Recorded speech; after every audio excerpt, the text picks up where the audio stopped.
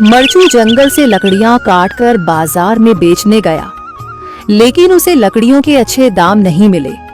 इस पर मरचू ने कहा, अरे भैया, इतने कम पैसे, इन पैसों में तो 2 वक्त का खाना भी नहीं मिलेगा। आप मुझे बहुत ही कम पैसे देते हैं। मैं इतनी मेहनत से लकड़ियां काट कर आता हूँ, लेकिन उनके पैसे मुझे बहुत कम मिलते हैं।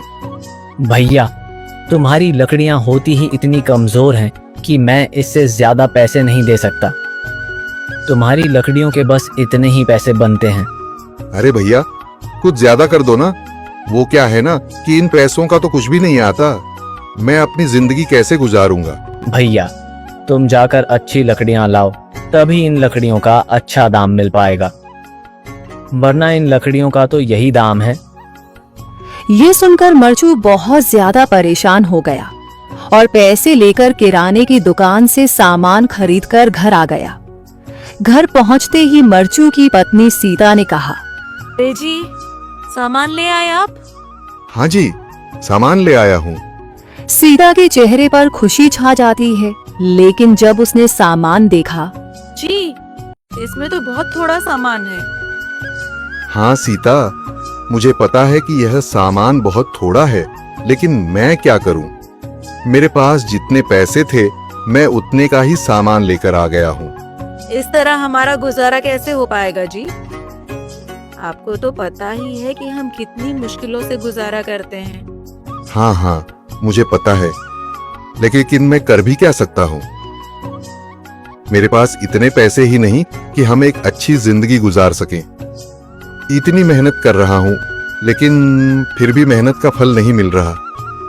इतनी मेहनत से अच्छी लकड़ी काट कर आता हूँ, लेकिन मुनासिब दाम नहीं मिलता।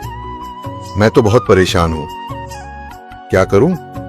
कहाँ जाऊँ? अरे जी, आप परेशान न हो, आप कोई और काम देख लें। मैंने कई बार काम तलाशने की कोशिश की, पर किसी ने भी मुझे काम नहीं दिया।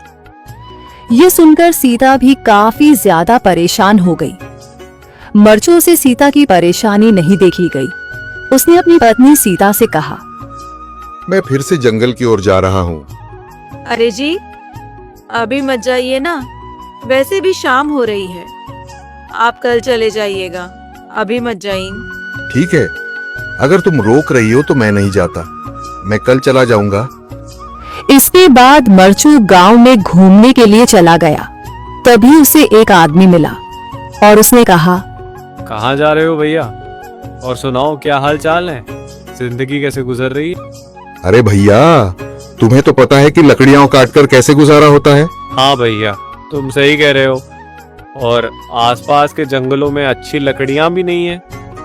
इसके लिए तो जंगल के अंदर जाना पड़ेगा। पर जंगल के अंदर तो काफी सारे जंगली जानवर होंगे।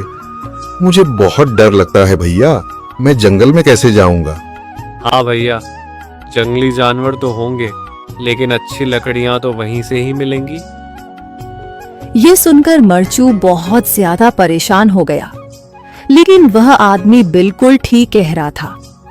जंगल के किनारे की सारी लकड़ियां कट चुकी थीं। अब सिर्फ जंगल के अंदर ही अच्छी लकड़ियां बची थीं। अगली सुबह मरचू लकड़ियां काटने जंगल की ओर चल पड़ा।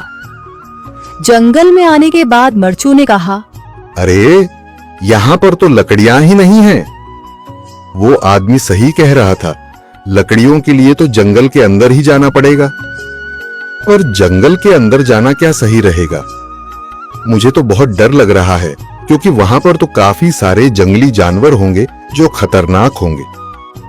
अगर आज मैं जंगल के अंदर नहीं गया तो मैं आज घर पैसे लेकर नहीं जा सकूंगा, और फिर जब पैसे नहीं होंगे तो गुजारा कैसे होगा?